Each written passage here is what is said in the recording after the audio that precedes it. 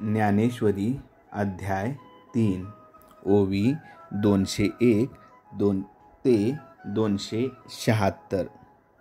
म्हणून कोणीही शहाण्या मनुष्याने ह्या इंद्रियाचे मौजेने देखील लाड करू नयेत. अरे, सापाबरोबर खेळता येईल काय? किंवा वाघाची संगत नीटपणे शेवटात जाईल? सांग बरे.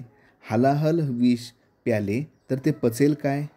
पहा, सहज खेळता खेळता जर आग लागली आणि मग ती जर बळावली तर ती तशीच आटोपत नाही. त्याप्रमाणे इंद्रियांचे लाड केले तर ते चांगले नाही.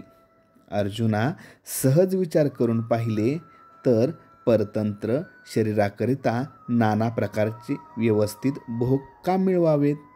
आपण अतिशय कष्ट करून जेवढी म्हणून संपत्ती आहे तेवढी सर्व एकूण एक खर्चून रात्रंदिवस या देहाची जोपासना का करावी? या लोकात सर्व प्रकारे कष्ट करून सर्व प्रकारची संपत्ती संपादन करावी आणि मग आपला धर्म टाकून देऊन या संपत्तीने या देहाला पुष्ट करावे, हे योग्य आहे काय? बरे, हे शरीर जर 5 भूतांच्या मिलापाने झालेले आहे व शेवटी 5 भूतांतच मिळून जाणार आहे, यावेळी आपण केलेले श्रम कोठे शोधून काढावेत? म्हणजे आपल्या कष्टाचा मोबदला कोणास विचारावा?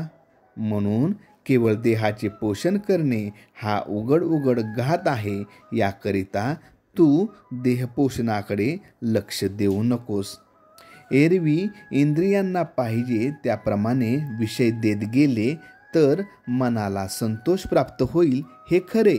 परंतु तो संतोष म्हणजे बाहेरून सभ्य दिसणाऱ्या चोराच्या संगतीप्रमाणे आहे. तो चोर गावाला शिव ओलांडीत नाही तेथपर्यंत क्षणभर गप्प असतो. बाबा, बचनगदी विषय गोड आहेत खरी, पण त्याच्याविषयी अंतःकरणात इच्छा कदाचित उत्पन्न होईल, परंतु त्याच्या परिणामाचा विचार केला तर ती प्राणघातक आहेत. पहा, ज्याप्रमाणे गळाला लावलेले आमिष माशाला भोलविते, त्याप्रमाणे इंद्रियांच्या ठिकाणी असणारी विषयाची लालसा प्राण्यांना सुखाच्या खोट्या आशेकडे ओढते. परंतु त्या अभिलाषाखाली प्राण घेणारा गळ आहे, हे तो अभिशाने झाकला गेला असल्यामुळे त्याप्रमाणे त्या माशाला कळत नाही. तशीच स्थिती या विषयाच्या लालसेने होईल. जर विषयाचा अभिलाष धरला तर क्रोधरूपी अग्नीत पडावे लागेल. जसा पारधी मारण्याच्या हेतूने हरिणाला चहूकडून घेरून माराच्या कचाटीत आणतो, तेथे तसाच प्रकार आहे. म्हणून तू विषयाचा संग धरू नकोस. अर्जुना, काम व क्रोध हे दोन्ही घात करणारे आहेत असे समज. म्हणून विषयेला थाराच देऊ नये, या विषयाची मनातही आठवण आणू नये. फक्त हा स्वधर्माचा जिव्हाळा नष्ट होऊ देऊ नकोस. पहा, अरे, आपला स्वतःचा धर्म आचरण्यास कठीण जरी असला तरी त्याचेच आचरण केलेले चांगले. याहून दुसरा जो परकीयांचा आचार तो खरोखर दिसावयास चांगला जरी दिसला तरी आचरण करणाऱ्याने आपणास विहित असलेल्या कर्माचेच आचरण करावे. शूद्राच्या घरी सर्व चांगली पक्वाने आहेत. ती ब्राह्मण दरिद्री जरी असला तरी त्याने कशी सेवन करावीत सांग? अशी ही अयोग्य गोष्ट कशी करावी? जे प्राप्त करून घेणे योग्य नाही त्याची इच्छा कशी करावी? अथवा विचार कर, इच्छा जरी झाली तरी त्याचे सेवन करावे काय? दुसऱ्याची सुंदर चुनेगच्ची घरे पाहून आपल्या असलेल्या गवताच्या झोपड्या कशा मोडून टाकाव्यात? हे असू दे. आपली बायको जरी रूपाने वाईट असली तरी ज्याप्रमाणे तिच्याच बरोबर संसार करावा हे चांगले, त्याप्रमाणे कितीही अडचणीचा प्रसंग आला अथवा आचारावयास त्रास पडला तरी आपला धर्मच परलोकी सुख देणार आहे. बाबा, साखर आणि दूध हे पदार्थ गोड आहेत हे सर्वांना ठाऊक आहे, पण जंताच्या रोगात त्याचा वाईट परिणाम होत असल्यामुळे ज्यांना तो रोग आहे त्यांनी ते पदार्थ कसे सेवन करावेत? असे असूनही जर त्याचे सेवन केले तर सेवन करणारा तो हट्ट धरेल, कारण अर्जुना त्याचे ते करणे परिणामी हितकर होणार नाही. म्हणून दुसऱ्यांना जे विहित पण आपणास जे अयोग्य म्हणून ठरले आहे ते हिताचा विचार करून केले पाहिजे, तर आचरू नये बरे. फार काय तर या आपल्या धर्माचे आचरण करीत असता जरी प्राण खर्ची पडले तरीही इहपरलोकाच्या दृष्टीने तो धर्म चांगलाच आहे. सर्व देवात श्रेष्ठ असलेले श्रीकृष्ण ज्यावेळी असे बोलले त्यावेळी अर्जुन म्हणाला, देवा, माझी एक विनंती आहे. तुम्ही मला जे वर सांगितले ते खरोखर मी सर्व ऐकले आहे व ते खरेही आहे, परंतु आता मला काही पाहिजे आहे ते मी विचारतो. तर देवा, हे असे कसे होते की ज्ञानी पुरुषांचीही स्थिती बिघडून ते मार्ग सोडून भलत्याच वाटेने चालत असल्याचे नजरेस येते. ज्यांना सर्व कळते व ज्यास उपायही ठाऊक असतात ते देखील परधर्माचे आचरण करून स्वधर्मापासून कशामुळे भ्रष्ट होतात? ज्याप्रमाणे आंधळा धान्य आणि कोंडा यांची निवड जाणत नाही, त्याप्रमाणे कधी कधी डोळसालाही कळत नाही. असे का व्हावे? जे असलेल्या सर्व संघाचा त्याग करतात तेच परत कितीही संघ केला तरी तृप्त होत नाहीत. सर्वस्व सोडून अरण्यात राहिलेले लोक देखील पुन्हा लोकात येऊन राहतात. आपण स्वतः पापांना चुकवण्याकरिता लपून बसतात, सर्व प्रकारे पाप चुकवण्याकरिता प्रयत्न करतात, परंतु पुन्हा बळजबरीने त्याच कोंबले जातात. ज्यांना मनापासून कंटाळा येतो तेच अंतकरणाला येऊन चिकटते, त्यांना टाळण्याचा प्रयत्न करावा तेच उलट त्यांना घेरतात. अशी एक बळजबरी दिसून येते, ती येते कोणाच्या जोरामुळे होते हे देवांनी मला सांगावे, असे अर्जुन म्हणाला. तेव्हा हृदयरूपी कमलामध्ये विश्रांती घेणाऱ्या निरीच्छ झालेले योगी ज्यांची इच्छा करतात असे ते श्रीकृष्ण ते अर्जुनाला म्हणतात, ऐक बर बाबा, हे कामक्रोध आहेत असे समज. हे असे आहेत की ज्यांच्या मनात दयेचा साठा मुळीच नाही. हे कामक्रोध प्रत्यक्ष यमधर्म आहेत असे समजले जाते. हे ज्ञानरूपी ठेव्यावर असलेले सर्व सर्प होत. हे विषयरूपी दऱ्यात राहणारे वाघ आहेत. हे भजनरूपी रस्त्यावरील वाटमारे मांग आहेत. हे देहरूपी डोंगरी किल्ल्यातले मोठाले दगड आहेत. हे इंद्रियरूपी गावाचे बावकूस आहेत. यांचे अविवेकादिकांच्या रूपाने जगावर मोठे बंड आहे. हे मनात असलेल्या रजोगुणाने वळलेले आहेत व मुळापासून आसुरी संपत्तीचे आहेत. याचे पालन पोषण अविद्येने केलेले आहे. हे अवास्तविक रजोगुणाने जरी बनलेले आहेत तरी ते तमोगुणाला फार प्रिय होऊन राहिले आहेत.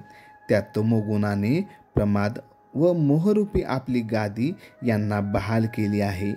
ह्यांची मृत्यूच्या नगरात चांगली पत आहे, कारण की जे जीवितांचे शत्रू आहेत, भूक लागली असता खाण्यास हे जग एक घासही ज्यांना पुरे पडत नाही, अशा या क्रोधांना जो व्यापार या व्यापारावर देखरेख आशा करते.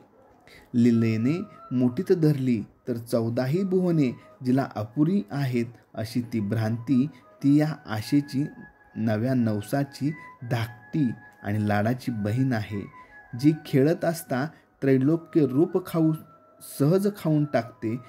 त्या भ्रांतीच्या दासीपणाचे जोरावर तृष्णा जगली आहे. हे असो, या कामक्रोधांना मोहाच्या घरी मान आहे.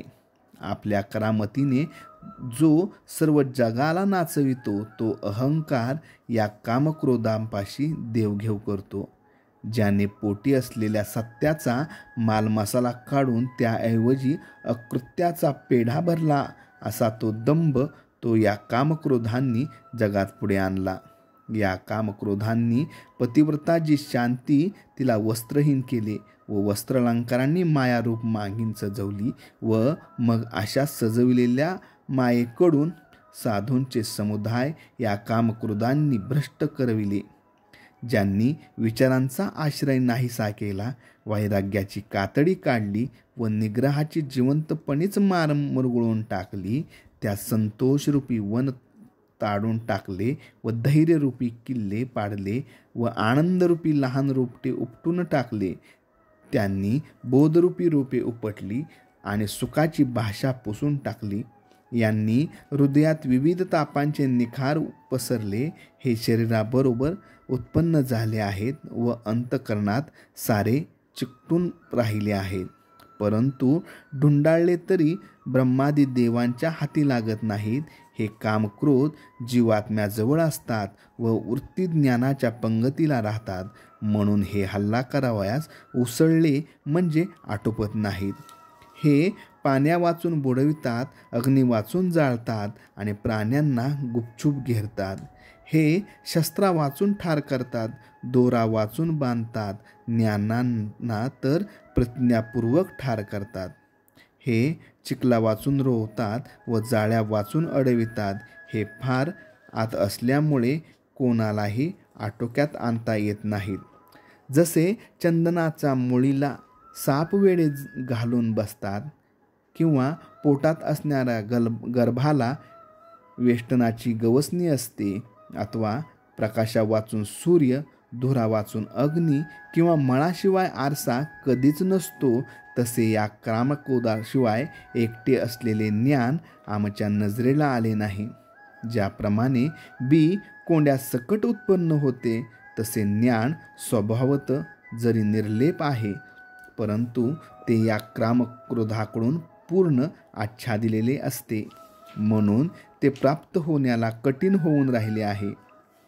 अगोदर ज्यांना जिंकावे आणि मग ज्ञानाची प्राप्ती करून घ्यावी, परंतु या कामक्रोधांचा तर पराभव होऊ शकत नाही. उलट यांचा नाश करण्याकरिता जेवढे सामर्थ्य अंगात आणावे, तेवढे अग्नीला ज्याप्रमाणे सरपण अधिक प्रज्वलित करण्यास कारण, त्याप्रमाणे उलट सहाय्य करणारे होते.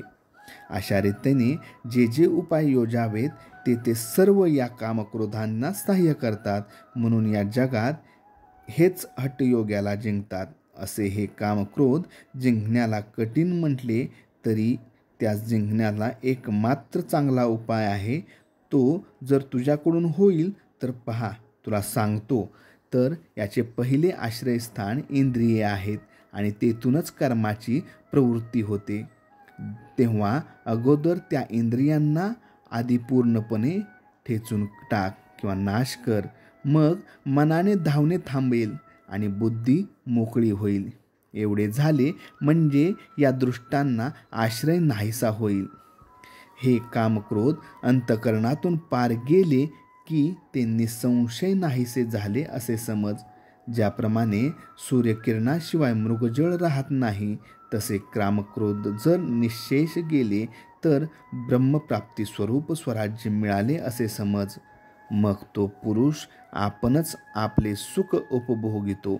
गुरु शिष्यांच्या संवादात येणाऱ्या विचाराने प्राप्त झालेली जीव परमात्म्याची जी एकता, तिच्या ठिकाणी स्थिर होऊन तू कधी हालू नकोस, असे सर्व सिद्धांचा राजा, देवी लक्ष्मीचा पती व देवांचा देव जो श्रीकृष्ण तो म्हणाला, हे राजा धृतराष्ट्रा ऐक, असे संजय म्हणाला. आता पुन्हा तो श्रीकृष्ण आणखी एक प्राचीन कथा सांगेल. त्यावेळी अर्जुन प्रश्न करील. या प्रतिपादनाची योग्यता अथवा प्रतिपादनात स्पष्ट अनुभवयास येणारे शांतादी रस त्या योगाने श्रोत्यास श्रवणसुखाची रेलचेल होईल. निवृत्तीनाथांचे शिष्य ज्ञानदेव म्हणतात, बुद्धीला चांगले जागे करून मग बाबांनो कृष्णार्जुनाच्या संवादाचा आनंद भोगा.